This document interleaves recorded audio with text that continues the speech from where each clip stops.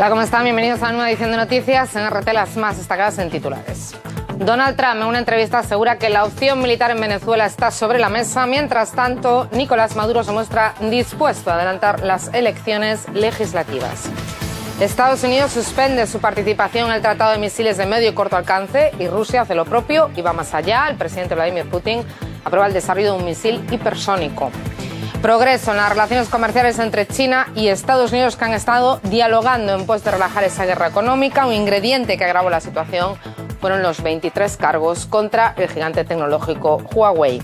Y Theresa May volverá a Bruselas para exponer nuevas ideas de cara al Brexit. Su intención sigue puesta en la salida del Reino Unido el 29 de marzo. Desarrollamos todas estas noticias, muchas más, en los próximos 30 minutos.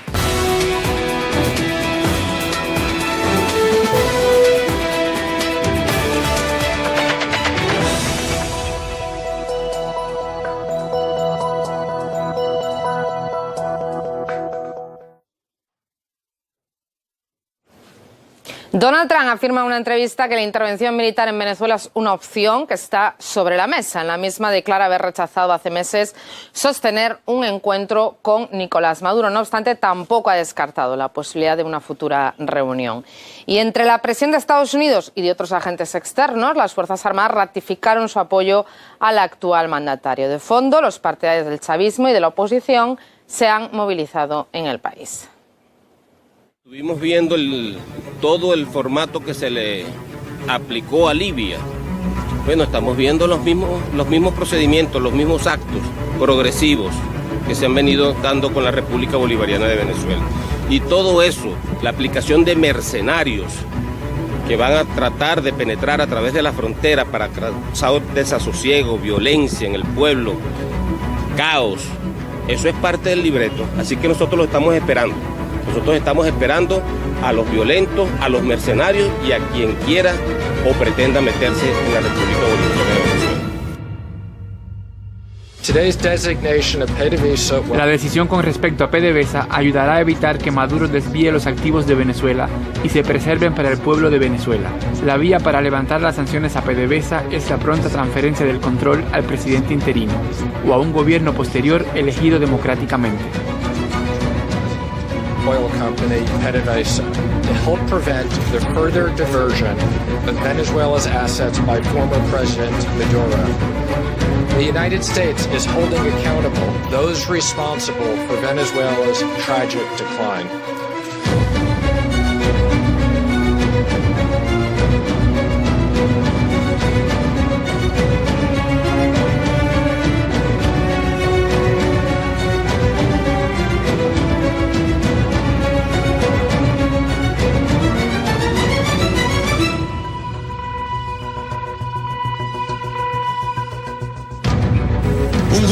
Desertores militares se han convertido en mercenarios de la oligarquía colombiana y conspiran desde Colombia para dividir la Fuerza Armada Nacional Bolivariana. Rodilla en tierra, Fuerza Armada Nacional Bolivariana a mi mando.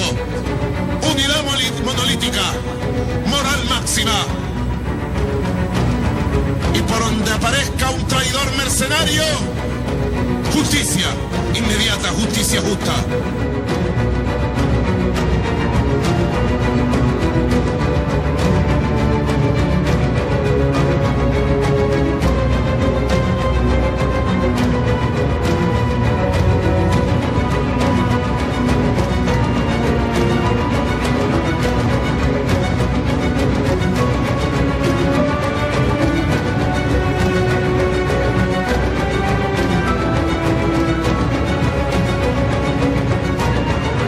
A un adelanto de elecciones parlamentarias este mismo año.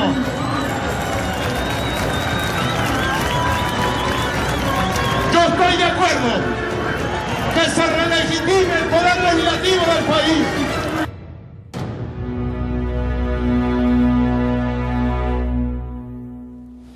Y el analista internacional Juan Luis González Pérez considera que a pesar de las amenazas de intervención de Donald Trump, Estados Unidos no está en condiciones de una agresión militar. Asegura que utiliza dichas advertencias como un mecanismo para doblegar a las Fuerzas Armadas de Nicolás Maduro. Bueno, Estados Unidos, que es el mayor promotor del golpe de Estado, en boca de su propio vicepresidente, Mike Pence, afirmó que no desean abrir ningún tipo de diálogo, que para su país es el momento solo de la acción, que eso es tanto como decir que es el momento del golpe de Estado. Por eso creo que Estados Unidos no va a cambiar mucho su postura. No creo que ahora mismo Estados Unidos esté en condiciones de meterse en ninguna otra guerra, pero sí quieren ir doblegando la voluntad de los militares, quieren ir doblegando la voluntad de los funcionarios, y es una manera de presión. Los golpistas estaban pidiendo elecciones. Estados Unidos estaba pidiendo elecciones. Venezuela no teme a los procesos electorales. Quien de verdad las teme es la oposición. Pero no cabe que el anuncio de Maduro puede ser una buena salida a la crisis, y si no se suma la oposición van a quedar en evidencia. Y la Unión Europea llevará junto a Uruguay una reunión ministerial del Grupo de Contacto sobre Venezuela. Montevideo va a ser ese lugar de negociación. Francia anunció que va a reconocer a Juan Guaidó como presidente interino si este domingo no se convocan elecciones presidenciales en el país latinoamericano. Veamos otras reacciones internacionales que marcaron esta crisis en la nación. Desde Rusia, el canciller criticaba la actitud de Estados Unidos y de sus aliados respecto a Venezuela. Según señaló, violan todas las normas del derecho internacional para lograr su objetivo de derrocar a Nicolás Maduro. Desde China también se ha mostrado en contra de interferir en los asuntos de terceros estados. Textualmente han dicho que los asuntos venezolanos solo pueden ser resueltos por su propio pueblo. Pero la visión de Moscú y Pekín no es compartida por el Parlamento Europeo, que sí reconoció a Juan Guaidó como presidente interino. El acuerdo se tomó tras una votación con 439 votos a favor, 104 en contra y 88 abstenciones. Sin embargo, no hay una postura unida en el bloque, sobre todo tras las declaraciones del viceministro de Exteriores de Italia. No reconocen a Juan Guaidó porque no quieren cometer el mismo error que con Libia. Los medios, citando fuentes diplomáticas, aseguran que dicha postura bloqueó un pronunciamiento conjunto del bloque. Desde España, el ministro de Exteriores denunció que sufre presión contra los intentos de formar un grupo de contacto, pero no señaló directamente de quién, aunque el diario El País apunta a la administración Trump. Estas sospechas podrían tener respaldo en las declaraciones de algunos senadores estadounidenses que solicitan que el viejo continente se mantenga firme contra Nicolás Maduro. Y hemos hablado sobre la situación con el representante permanente de Bolivia ante la ONU. Sacha Llorenti señala que Estados Unidos impulsa en Venezuela una serie de violaciones del derecho internacional.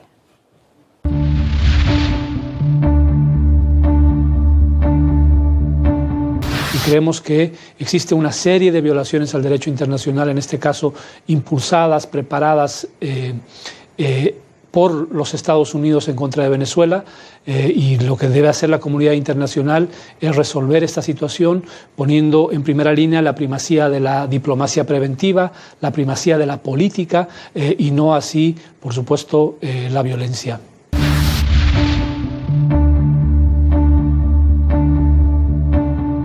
Estamos ante la posibilidad de un escenario con consecuencias impredecibles. Creemos que la comparación de esta situación con lo que sucedió con la invasión a Irak el año 2003, con la agresión contra Libia el año 2011 y con el intento de derrocamiento del presidente de Siria, son situaciones que se pueden comparar a lo que está viviendo ahora Venezuela.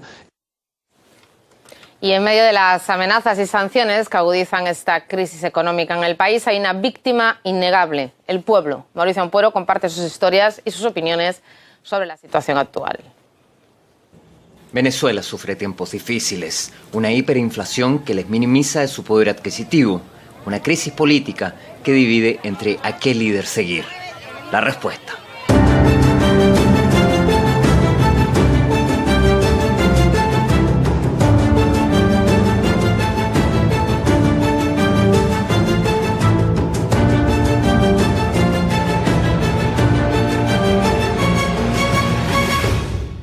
Pero ¿cómo es la vida cotidiana de los venezolanos cuando no hay protestas? ¿Cómo ha cambiado los hábitos en medio de la crisis económica o del debate político? ¿Los venezolanos salen diariamente a la calle, sienten miedo? Nos dicen, el pueblo venezolano se caracteriza por su optimismo. Los problemas de hoy los van a poder resolver mañana. Hassan llegó a vivir a Venezuela hace 40 años. Huía de la guerra civil del Líbano y ahora le repiten una misma pregunta. Pienso que aquí es muy difícil que llegamos a una guerra civil, ¿no? El pueblo venezolano no está preparado para eso. No hay dos bandos, vamos a decir, internacional, que están en conflicto, que uno apoya un grupo, el otro apoya otro grupo. Es muy diferente de los problemas del Medio Oriente. Es un tema porque a muchos le preocupa una guerra. Por eso critican tanto la internalización del conflicto. Y son venezolanos, que van a otro sitio a pedir que lo intervengan. Esos señores no merecieran de vivir aquí. Aquí hay una fuerza que quiere libertad, que quiere paz. Y que quiere solucionar sus problemas. Atrás quedaron los tiempos del desabastecimiento, pero hoy otra de sus grandes preocupaciones es la elevada inflación. La alimentación aquí es que los productos, bueno, no es falta, sino es que es demasiado caro. Y si tú compras una cosa ahorita no tienes para comprar la otra. Para el gobierno, las causas de la crisis económica son claras. El bloqueo a las importaciones, el mercado negro de productos y la especulación de algunos empresarios. Ante el incremento desmesurado de los precios, la autoridad creó una superintendencia de precios justos. Esto motiva estas filas de personas que están esperando acceder a este local que ha sido fiscalizado por la autoridad y lo obligan a no superar un precio que sea calificado de justo. Los precios son más económicos, en otros lados son más caros. Se supone que por medio del gobierno, ¿no? Pero no veo realmente el por qué debería ser nada más en estas tiendas, de verdad. Un problema que para la oposición lleva el nombre de Maduro. Le responsabilizan por su gestión económica, pero todos coinciden en algo. Todo lo que se está viendo en el país también es porque por los bloqueos que está impuesto pues, por los Estados Unidos. Aquí el bloqueo lo hicieron ellos con su robadera a todo nivel. Un comerciante, por lo menos ahorita, que te compra que es posible que te compre una mercancía ahorita y mañana te cueste otro precio. Eso no es culpa de Maduro, eso es culpa del empresario. Todos a marchar, esto se tiene que acabar. Bueno, yo no estoy de acuerdo con las marchas porque ellos tienen muchos planes terroristas para tener la intención de intervenir este país. Yo a él lo amo, igualito, pero yo no opino igual. Nosotros nos amamos y nos queremos. Nosotros nos amamos y nos queremos porque es que, mire, esto es política.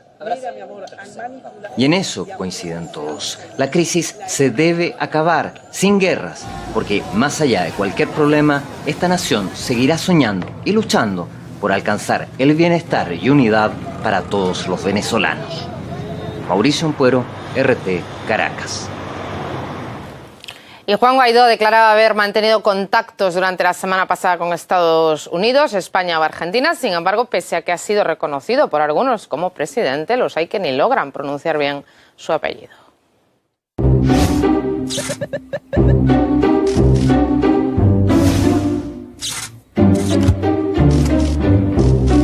Al señor Juan Guaidó. Vos ya me hiciste impresionar, ya me impresionaste vos. We'll have announcements from other places later today talking about how it is that we anticipate the interim President Juan Guaidó will have the resources he needs to lead the government of Venezuela forward.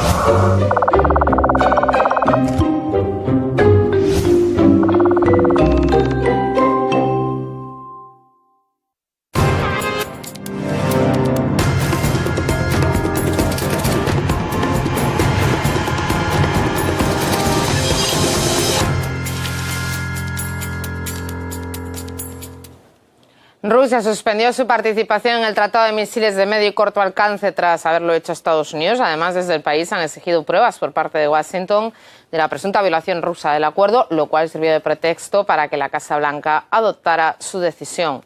Julia Muriel Dominsain, Crónica. ¿Cuál es la importancia histórica de que Estados Unidos y Rusia suspendan su participación en el Tratado sobre Misiles de Corto y Mediano Alcance? ¿Qué consecuencias genera? Pero sobre todo, ¿qué pasa cuando en geopolítica las decisiones son unilaterales? Estamos hablando de un acuerdo que ayudó a terminar la Guerra Fría cuando se firmó que ninguno de los dos países podrían tener esos misiles porque, entre otras cosas, podrían llevar carga nuclear. Ahora, 32 años después, este viernes 1 de febrero, Estados Unidos informó que a partir del día siguiente quedaba suspendida su parte en el acuerdo hasta tanto Rusia no cumpliera con su parte. Y es que, según Washington, se violaron algunos puntos. Así lo anunciaba el secretario de Estado.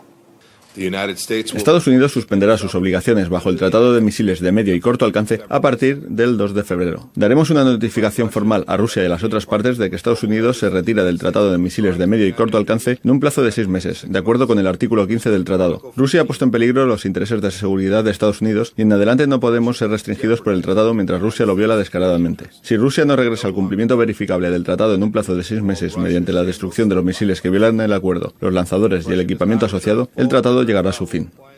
Al día siguiente hubo una reunión clave en el Kremlin con los ministros de Defensa y Exteriores. Vladimir Putin declaró que la posición rusa será realmente simétrica, es decir, la suspensión. Partimos de que Rusia no va a desplegar misiles de corto y medio alcance en caso de que cuente con este armamento ni en Europa ni otras partes del mundo, hasta que Estados Unidos no emplace su arsenal de este tipo en dichas regiones. En ese mismo encuentro, el presidente de la Federación Rusa aprobó el desarrollo de un misil hipersónico de alcance medio y también debatieron todas sus preocupaciones respecto de la posición de Estados Unidos. A Rusia le preocupa el futuro de otros acuerdos, entre ellos el Tratado de No Proliferación Nuclear y el Acuerdo de Prohibición Completa de los Ensayos Nucleares. Pero no solo eso. El Ministerio de Defensa ruso además denuncia que Estados Unidos inició su proyecto de misiles de corto y medio alcance 2 años antes de acusar a Moscú de incumplir el tratado. Señalan puntualmente la inversión de $58 millones para un misil de medio alcance, así como el notorio aumento de la capacidad de producción de la fábrica de la empresa militar Raytheon en el estado de Arizona. ¿Qué opina el mundo al respecto? La alta representante de la Unión Europea para Asuntos Exteriores, Federica Mogherini, sentó su posición el mismo día que Washington. Los países europeos y la Unión Europea como tal no son miembros del Tratado de Misiles de Medio y Corto Alcance, pero Europa ha sido probablemente la más beneficiada por este pacto, que siempre valoramos y seguimos valorando enormemente. Y por tanto, nuestro deseo, nuestro objetivo es que el acuerdo sea preservado y que se cumpla plenamente por ambas partes, y ustedes saben cuál es la situación al respecto. Donald Trump no solamente encuentra problemas en el exterior, sino que también encuentra problemas dentro de su propio país. Así es que la presidenta de la Cámara de Representantes, Nancy Pelosi, dijo que el presidente se está arriesgando a una carrera armamentista.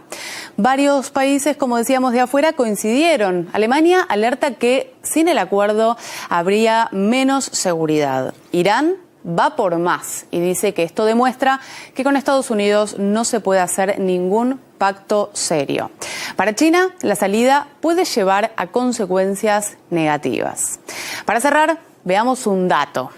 Después de que el tratado se firmó en 1987, la Unión Soviética destruyó 1.846 misiles. Estados Unidos, 1.000 menos.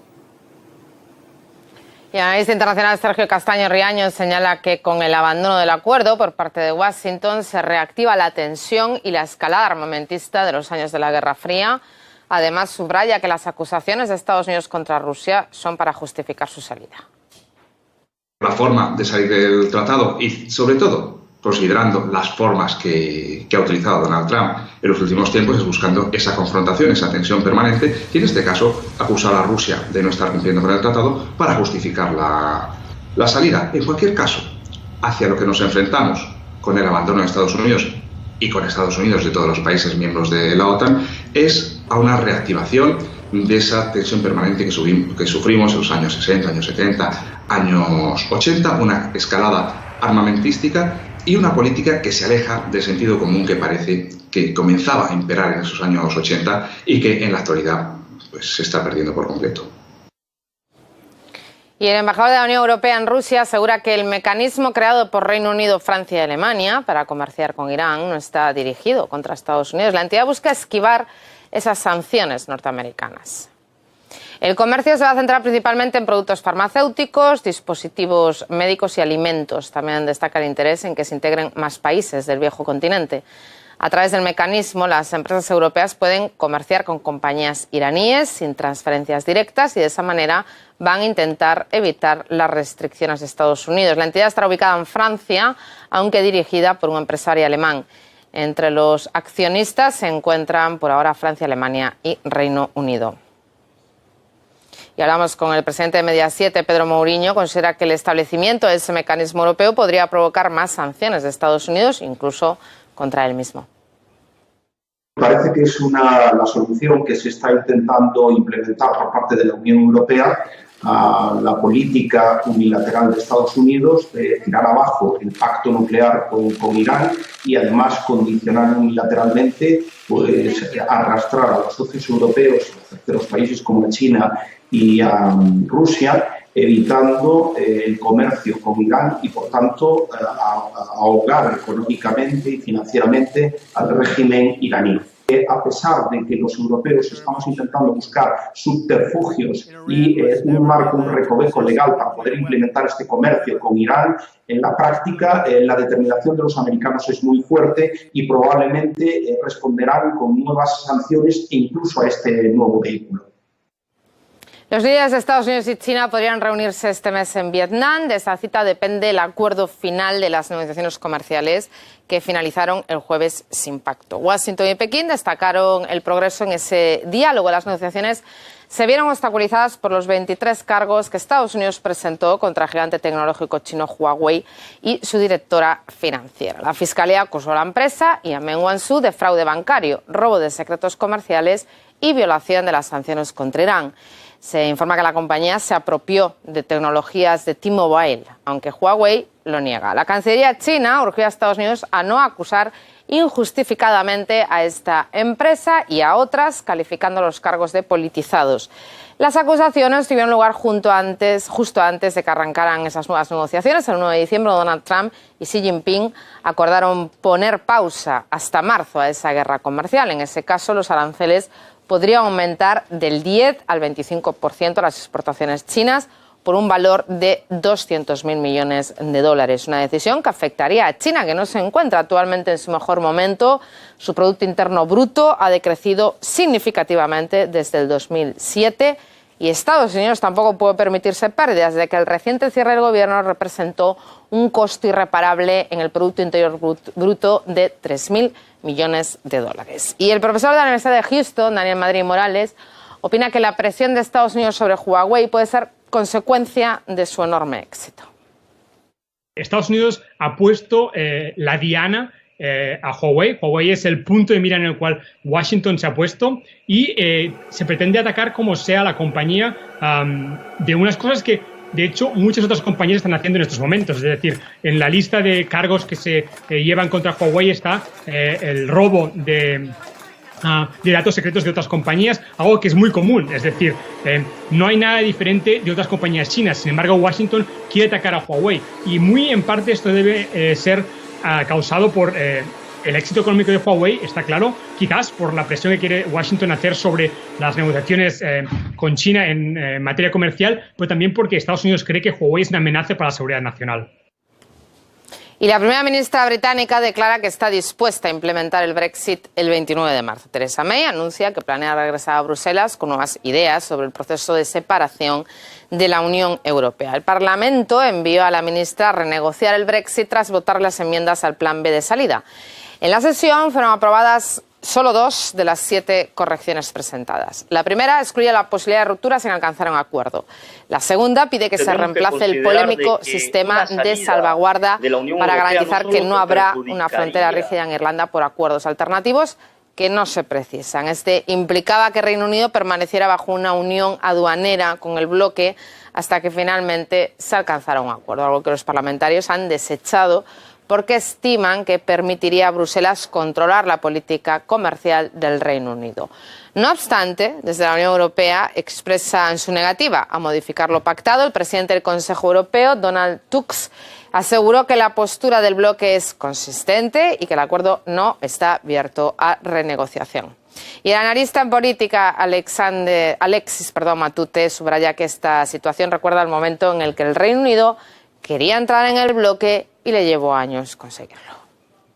Tenemos que considerar de que una salida de la Unión Europea no solo que perjudicaría directamente al Reino Unido, sino también a los países europeos. Lo que está viviendo en estos momentos el Reino Unido no es otra cosa más que lo mismo que empezó cuando quiso adherirse a la Unión Europea ya en 1961. Demoraron 12 años para ingresar a la Unión Europea y ahora están dando los mismos alargues de una situación que ellos están promoviendo y que no está teniendo un destino final.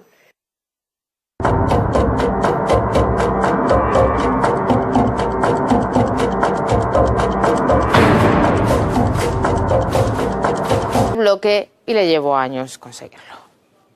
Tenemos que considerar de que una salida de la Unión Europea no solo que perjudicaría directamente al Reino Unido, sino también a los países europeos.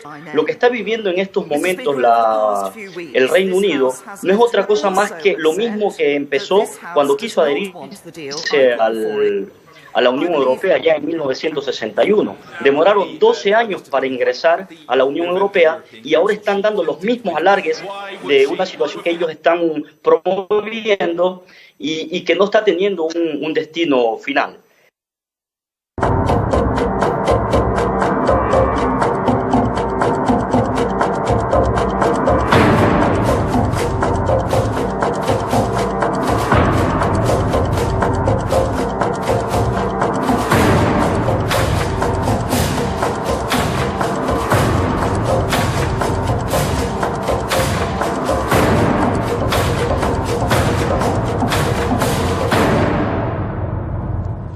El presidente de México anunció que su país ya no está en guerra contra el narcotráfico. Andrés Manuel López Obrador apuntó a que la estrategia de su gobierno ha cambiado y que ahora no se trata de detener a los capos, sino de garantizar la seguridad pública.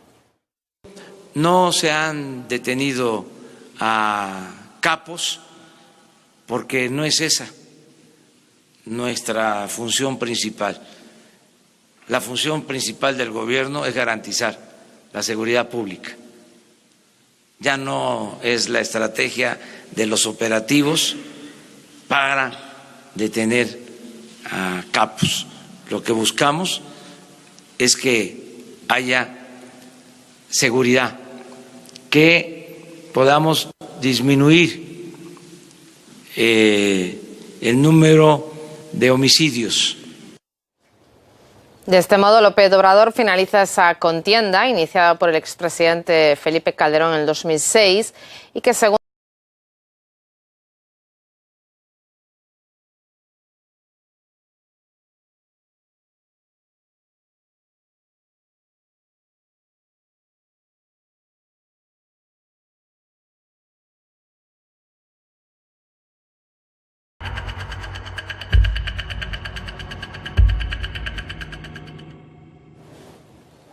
en la región rusa de Kaluga, 7 personas murieron en un accidente de autobús, entre ellas menores de edad. El Ministerio de Salud precisa que otros 6 adultos y 27 niños permanecen hospitalizados. El vehículo transportaba 45 personas, la mayoría de ellas menores. Formaban parte de un grupo de danza que tenía previsto participar en un concurso. Según los datos preliminares, el suceso se habría producido por una pérdida del control por parte del conductor sobre una superficie resbaladiza. Este autobús entró en servicio en el año 89 y desde la empresa que lo fabricó indican que no debería estar en circulación por haber caducado su tiempo de explotación. Ha sido todo. Más noticias, próximas ediciones.